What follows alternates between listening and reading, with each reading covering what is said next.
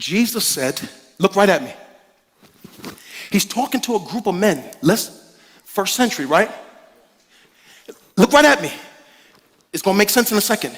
He's talking to a group of men in the first century and says, if you don't take up your cross and follow me, you are not worthy of me.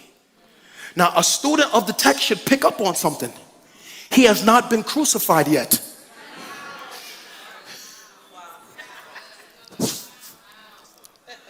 They have not seen him executed yet.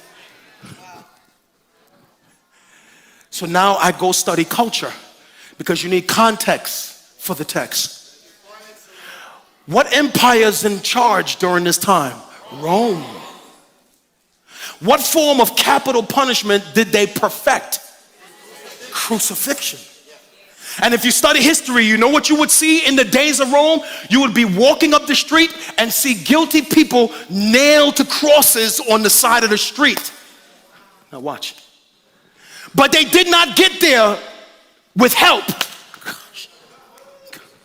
You would see men walking through the street. I don't even know if I could pick this up. You see men walking through the street carrying the crossbar of a cross with a bunch of Roman soldiers around them. They're walking to the place they're going to be executed. Watch, it's so powerful. Watch. Now watch. In the culture, if you've seen anyone carrying a crossbeam, it assumed two things. They were guilty. Watch. Second thing, and they were not coming back from that journey. It's going to make sense in a second. If you've seen anyone carrying a crossbeam, it's going to make sense in a second. It automatically assumed they were guilty. There was enough evidence to convict them. And wherever direction they were going in, they were not coming back from that place.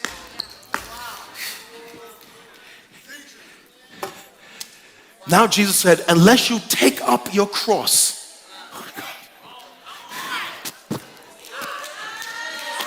Is there enough Christian lifestyle in you to convict you of being a true disciple?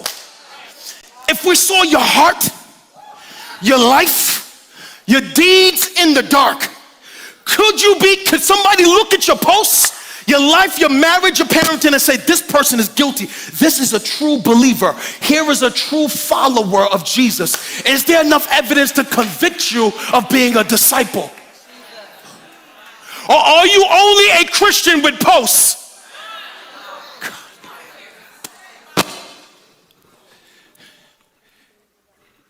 He said, take up your cross and follow me. That is, there must be evidence in your life from the way that you live that you are living a sacrificial life.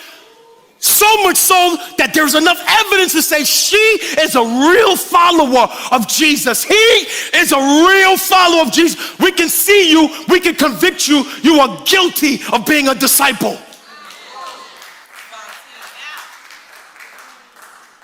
You at 2019, are we making disciples? But are you living as one?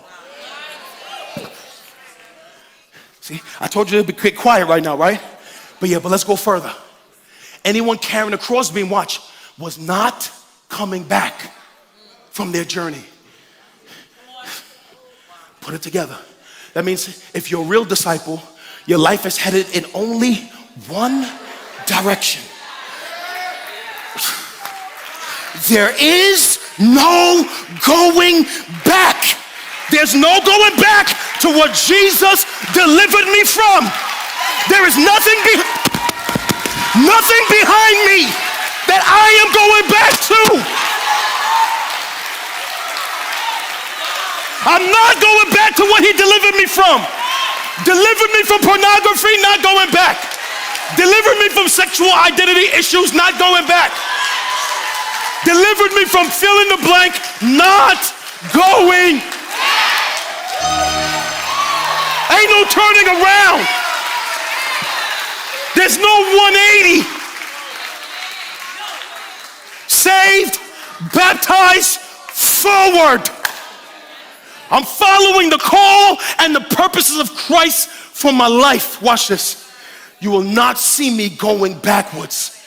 There's only one direction in the kingdom, and it is forward.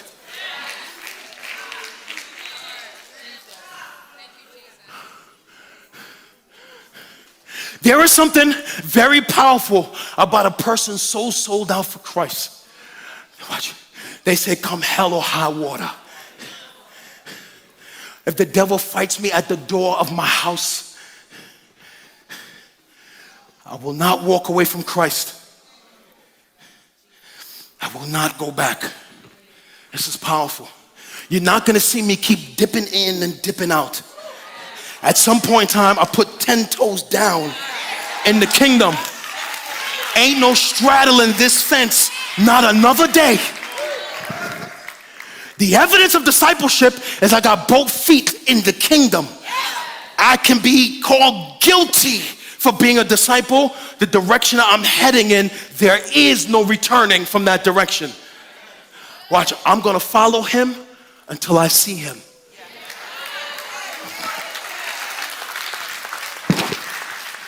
Now everybody look at me. I'm almost done. Watch. Look right at me. I need 5 minutes. No. No. This is serious. Look at me. Eye contact. This is serious. Because, how do I want to say this?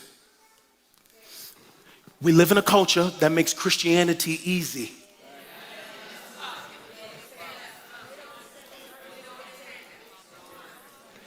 If Christianity is easy, you're not walking in biblical Christianity. You're not. Because you're not feeling the crossbeam of carrying your cross.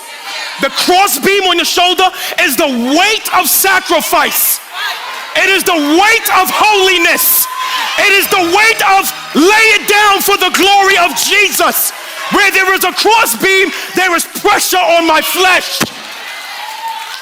Where there is a cross, there is pressure on my flesh.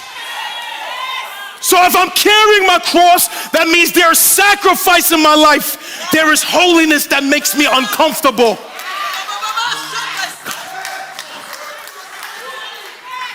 Oh, you think this is glory? Yeah. Now I know what y'all think. You actually think this platform for me is glory. That's what you think. You think I'm up here because I like stages and lights and money and fame and people posting. You really think I'm up here for glory?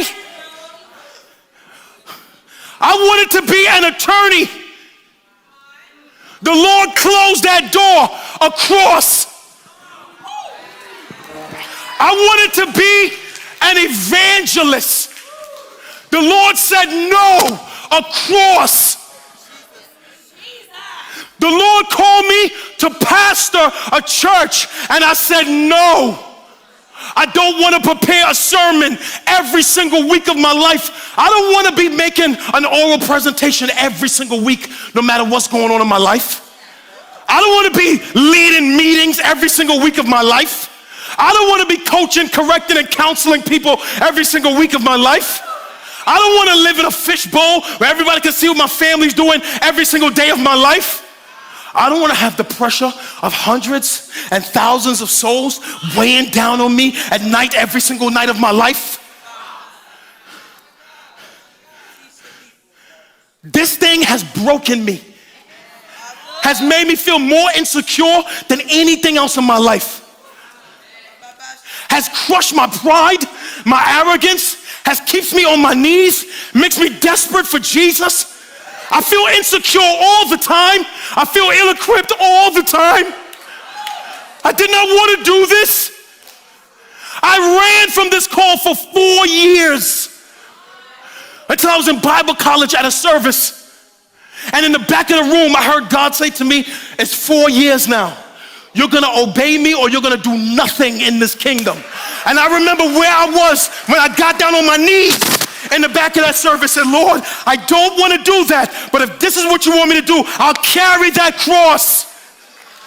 Pastoral ministry for me is sweet slavery. I'm doing this out of obedience. This is a cross that I carry. It is heavy and weighty and it crushes me. Nothing about this is glory. Or when my wife and I was leaving Bible college, I wanted to go to New York or New Jersey or DC, where people don't pretend to be Christians.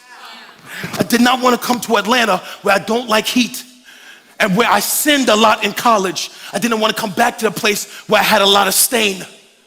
And yet God sent me here, a cross. My whole life is a cross. Ain't none of this for me, glory. I'm doing this out of obedience to Christ. Where is your cross? What are you carrying? What are you fully surrendered to?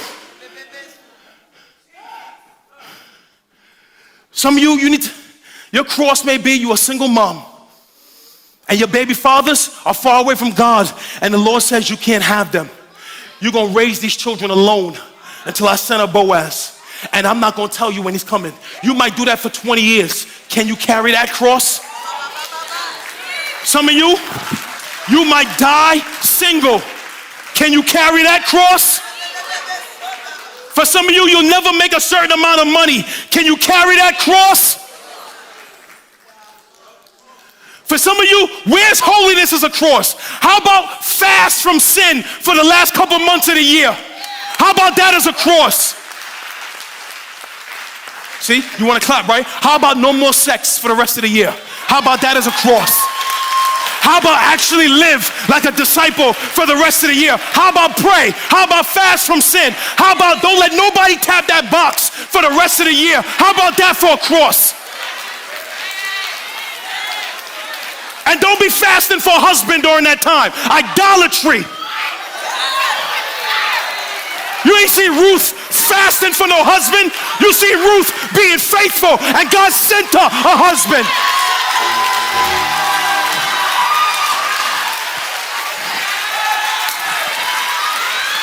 You got all these conferences, people fasting for husbands. That's idolatry.